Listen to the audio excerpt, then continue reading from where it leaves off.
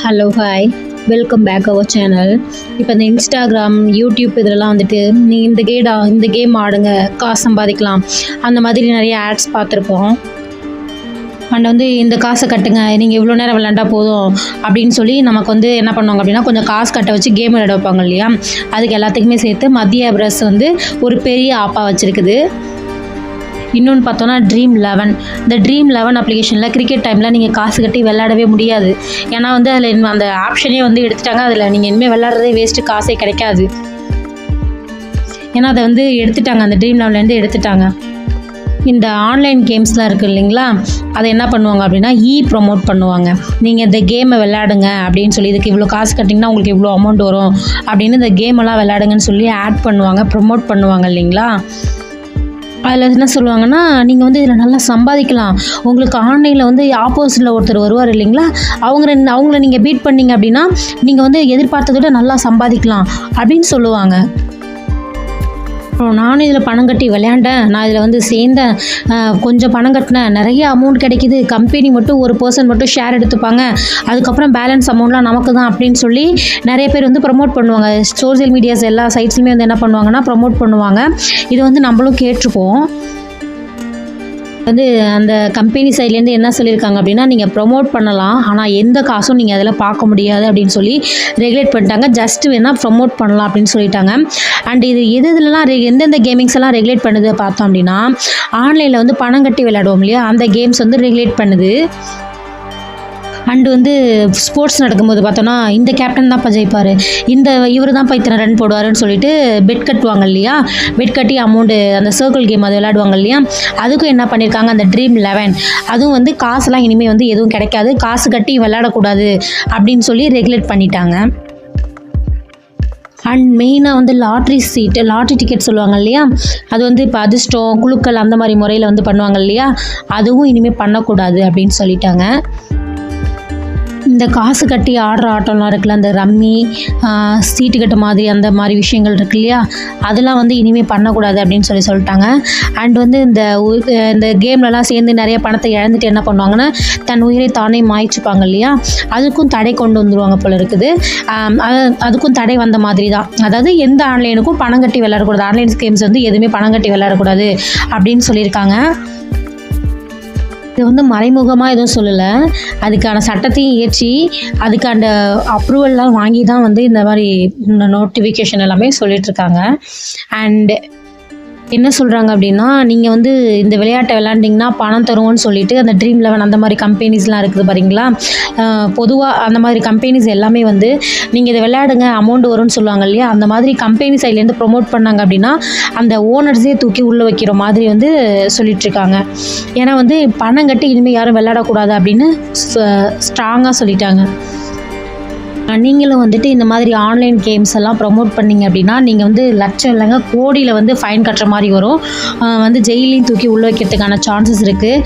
And then வந்து பார்த்தோம் அப்படின்னா இப்போ வந்து இந்த சட்டத்துக்கெலாம், அதாவது எப்படின்னா ஆன்லைனுக்கு உட்படாமல் இண்டிவிஜுவலாக சில விஷயங்கள்லாம் நடக்குது இல்லைங்களா, நீங்கள் அந்த டிரான்சாக்ஷன்லாம் பண்ணும்போது அந்த டிரான்சாக்ஷனை கூட ஸ்டாப் பண்ணி வைக்கிறதுக்கான வாய்ப்புகள் இருக்குது. அதனால் பார்த்து கவனம். நீங்கள் வந்து நினைக்கலாம் இந்த மாதிரிலாம் சட்டம் போட்டு என்ன பண்ண போகிறாங்க அப்படின்னு, இதோடைய விபரீதம் தெரியாமல் பேசலாம். ஆனால் வந்து இதனால் வந்து ஃபஸ்ட்டு ஒன்று தவிர்க்கப்படுது என்ன அப்படின்னா அடிக்ஷன்னா வந்து ஃபஸ்ட்டு 10 ரூபா கட்டணும் 20 ரூபா வரும், 20 ரூபா கட்டினா 40 ரூபா வரும், 40 ரூபா கட்டினா 80 ரூபா வரும், 80 ரூபா கட்டினா அப்படி டபுள் ஆகும்போது இது லட்சத்தில் கொண்டு போய் விடும். அப்போ அதுக்கு அடிக்டாக நிறைய வாய்ப்பு இருக்குது. ஃபினான்ஷியல் லாஸஸ் அது வந்து பார்த்தோம் அப்படின்னா நிறைய பேர் வந்து பேக்கெட்டில் காசு இல்லாமல் என்ன பண்ணுவாங்க அப்படின்னா கடனுக்கு வாங்கி வட்டிக்கு வாங்கி லோன் எடுத்து இந்த அப்ளிகேஷனில் போட்டு இது மூலமாக வந்து நிறைய இன்கம் வந்துடும், அதை எடுத்து அந்த கடனை அடைச்சிடலான்னு சொல்லி பிளான் பண்ணி வாங்கி என்ன பண்ணுவாங்க அப்படின்னா கடனில் மாட்டிக்குவாங்க. அப்படி மாட்டிக்கிட்டு நிறைய பேர் வந்து தற்கொலை பண்ணிக்கிட்டவங்க இன்றைக்கி நிறைய பேர் இருக்காங்க. ஸோ இதை வந்து இது என்ன பண்ணும் அப்படின்னா தடுக்கும். நெக்ஸ்ட் ஒன்று பார்த்தோன்னா மென்டல் ஹெல்த்துங்கிறது என்ன அப்படின்னு பார்த்தோன்னா, இப்போ வந்து இந்த ஆன்லைனில் வந்து விளையாடுறதுக்காண்டி என்ன பண்ணுவோம் அப்படின்னா கையில் காசு இருக்கிறதெல்லாம் கொடுத்துட்டு ஏமாந்துட்டு திரும்ப கட்டலாம்னு சொல்லிட்டு என்ன பண்ணுவாங்க அப்படின்னா வெளியில் கடனோடனை வாங்கி இதில் கட்டி தோற்றதுக்கப்புறம் என்ன பண்ணுவாங்க அப்படின்னா அவங்க வந்து கடன் கொடுத்தவங்க சும்மா இருப்பாங்களா, என்ன பண்ணுவாங்க வந்து வீட்டில் வந்து கொஷின் கேட்பாங்க, இந்த மாதிரி எங்கள் பணத்தை கொடுங்க அப்படின்னு சொல்லி கேட்கும்போது, அப்போ பிள்ளை பண்ண கட்டி முன்னாடிலாம் கொஷின் கேட்கும்போது மன உடைச்சலாகி என்ன பண்ணுவாங்க அப்படின்னா சூசைட் பண்ணிப்பாங்க இல்லைங்களா. சில பேர் தான் மட்டும் சூசைட் கண்டினியூ பண்ணிட்டு இறந்துட்டவங்க இருக்காங்க. சில பேர் குடும்பத்தோட கூட என்ன பண்ணுறாங்க அப்படின்னா கொண்டு போயிடுவாங்க. அது ஒரு ஆளால் வந்து ஒரு குடும்பமே செத்துட்டு இருந்தது இல்லையா, அதுக்கு ஒரு பெரிய வந்து ஆப்பு தான் இது. நெக்ஸ்ட் ஒன்று சொல்லியிருக்காங்கன்னா ஹெல்த்தி ஆர்கனைசேஷன் இன்க்ரீஸ்ன்னு சொல்கிறாங்க. அதாவது என்ன அப்படின்னா பணத்தை கட்டி பணம் எடுக்கலான்னு கேம் விளையாடுது, உன்னோட மூளையை வளர்த்துக்கணும், அதுக்காக நீ இந்த கேம் விளையாடு அப்படிங்கிற மாதிரி நிறைய கேம்ஸ் கொண்டு வர போகிறாங்க. அதாவது பிரெயின் வந்து டெவலப் பண்ணுற மாதிரி தான் இருக்க போகுது இது. ஸோ இதுவும் ஒரு நல்ல முடிவு தான், நல்ல ஒரு வரப்பிரசாதம் தான் சொல்லணும் இந்த சைடில். இதில் வந்து ஃபேஸ் கான்சிக்வன்சஸ் யாருன்னு பார்த்தோம்னா விளையாடுற நாம இல்லை, நமக்கு ப்ரொமோட் பண்ணாங்க பார்த்தீங்களா, நீங்கள் அந்த கேமில் பணத்தை கட்டி விளையாடுங்க, இந்த கேமில் பணத்தை கட்டி விளையாடுங்க, ரம்மி விளையாடுங்க, ட்ரீம் 11 விளையாடுங்கன்னு சொல்லிட்டு இருந்தாங்க பார்த்தீங்களா, அவங்களுக்கு தான் வந்து இது முழுக்க முழுக்க பாதிப்பு அமைய போகுது. அப்புறம் அட்வர்டைஸ் பண்ணுவாங்க இல்லையா, அந்த ட்ரீம் 11லாம் வந்து வேறு லெவல், நான்லாம் அவ்வளோ பணம் கட்டி இவ்வளோ சம்பாதிச்சேன் அப்படி சம்பாதிச்சேன்னு சொல்லிட்டு வருவாங்க இல்லைங்களா, அவங்களாம் அந்த அட்வர்டைஸர்ஸ் 2வது வர்றது. இனிமேல் இந்த கேம்ஸ் எல்லாம் யாராவது அட்வர்டைஸ் பண்ணாங்க அப்படின்னா அவங்க ஒரு மிகப்பெரிய குற்றவாளியாக பார்க்கப்படுவாங்க. நெக்ஸ்ட் யார் அப்படின்னு பார்த்தோன்னா ப்ரொமோட்டர்ஸ். இந்த ப்ரொமோட் பண்ணுறது நிறைய சோசியல் மீடியாக்கள் பண்ணும், அப்போ அவங்களும் வந்து ஒரு குற்றவாளியாக பார்க்கப்படுவாங்க. இப்படி எல்லாருக்குமே சேர்த்து ஒரு பெரிய ஆப்பு வைக்கிற மாதிரி தான் வந்து இந்த சட்டத்தையே இப்போ வந்து கொண்டு வந்திருக்காங்க. வந்து இந்த கேம்ஸ் எல்லாம் யாராவது ப்ரொமோட் பண்ணாலோ இல்லை ஆட் பண்ணாலோ என்ன ஆகும் அப்படின்னா வந்து லட்சக்கணக்கில் வந்து கோடிக்கணக்கில் அபராதம் கட்டுற மாதிரி இருக்கும். அண்ட் தென் வந்து அதையும் மீறி இந்த மணி கேம்ஸ் எல்லாம் வந்து சொல்கிறாங்க, அதில் வந்து விளையாட சொல்கிறாங்க அப்படின்னா அது வந்து கோடிக்கணக்கு, 1 கோடி கூட வந்து அபராத தொகையாக கட்டுற மாதிரி இருக்கும் அப்படின்னு சொல்லியிருக்காங்க. சரி பணம் தானே கட்டணும், நாங்கள் இதில் அமௌண்ட்டை சம்பாதிச்சுட்டு நாங்கள் பணத்தை கட்டிட்டு வெளில வந்துடுவோன்னு நினச்சிங்கன்னா ஜெயில் தண்டனையும் இருக்குது, 3 வருஷம் வந்து ஜெயிலில் இருக்கணும்னு சொல்கிறாங்க. அது வந்து நீங்கள் பண்ணுற அந்த அஃபென்ஸை பொறுத்து இருக்கு எத்தனை இயர்ஸ் அப்படிங்கிறது. இது முதல் தடவை பண்ணி மாட்டி வந்துட்டாங்க அப்படின்னா திரும்ப இதே பண்ணுறாங்க பார்த்தீங்களா, அவங்களுக்கு வந்து ஸ்பெஷல் கவனிப்பு சட்டமும் கொடுத்துருக்காங்க.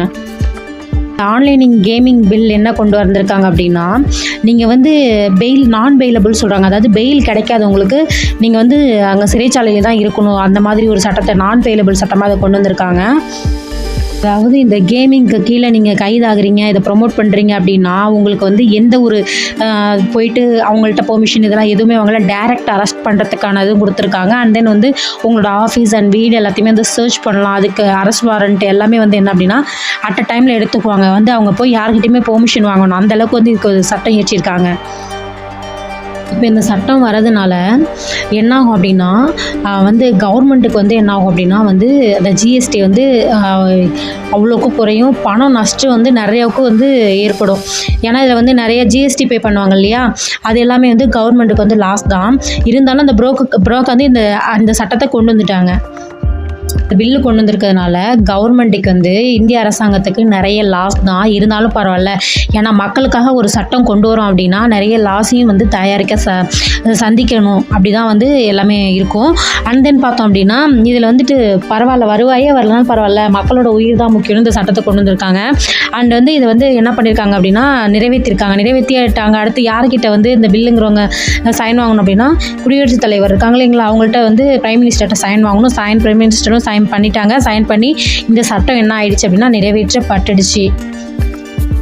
இதுக்கு அல்டர்னேட்டாக என்ன கொண்டு வர போனாங்கன்னா ஏற்கனவே அந்த ஹெல்த்தியான கேம்ஸ்லாம் கொண்டு வர போகிறதா சொன்னாங்க இல்லையா, அது வந்து என்ன அப்படின்னு பார்த்தோம் அப்படின்னா இந்த வந்து ஃபுல்லாக வந்து நாலேஜ் வந்து இம்ப்ரூவ் பண்ண மாதிரியான கேம்கள், அதாவது என்ன அப்படின்னா எஜுகேஷன் வந்து அவங்களுக்கு நல்லா சிறப்பாகிறதுக்கு அந்த மாதிரி கேம்ஸ் என்ன பண்ண போகிறாங்கன்னா புஷ் பண்ணி உள்ளே கொண்டு வர போகிறாங்க. இந்த மாதிரி கேம்ஸ் இருந்தாவது என்ன அப்படின்னா பசங்களுக்கு ஃப்யூச்சரில் பார்த்தோன்னா நல்லா மென்டல் ஹெல்த் நல்லா இருக்கும், அண்ட் யோசிக்கிற திறனும் இருக்கும். இது நல்ல விஷயந்தான். இப்போ இந்த ஆர்டர் வந்து நிறைவேற்றிட்டாங்கன்னு தெரிஞ்சோடனே ட்ரீம் 11 என்ன பண்ணியிருக்காங்க அப்படின்னா இதில் இனிமேல் பெய்டபிள் கேம்ஸ்லாம் இல்லை, நான் பெய்டபிள் கேம்ஸ் தான், இதில் வந்து சோஷியல் கேம்ஸ் மட்டும் நீங்கள் ஃப்ரீயாகவே விளாண்டுக்கலாம் அப்படின்னு சொல்லிட்டாங்க. இது வந்து அடுத்த மாதம் வரும், இந்த மாதம் நடைமுறைக்கு வரும்னா இல்லாமல் அது இமிடியேட்டாக வந்து இப்போலேருந்தே வந்து அப்ளை ஆகிடும் அப்படின்னு சொல்லிட்டாங்க. இது சூப்பரான ஒரு விஷயமா தான் இருக்குது.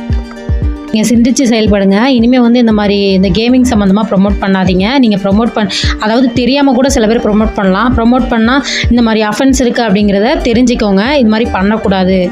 அது சிந்திச்சு செயல்படுங்க. நீங்கள் இந்த ஆப்பில் இவ்வளோ பணம் கட்டிங்கன்னா இவ்வளோ சம்பாதிக்கலாம் அப்படிங்கிற மாதிரி எந்த ப்ரொமோஷனும் பண்ணாதீங்க.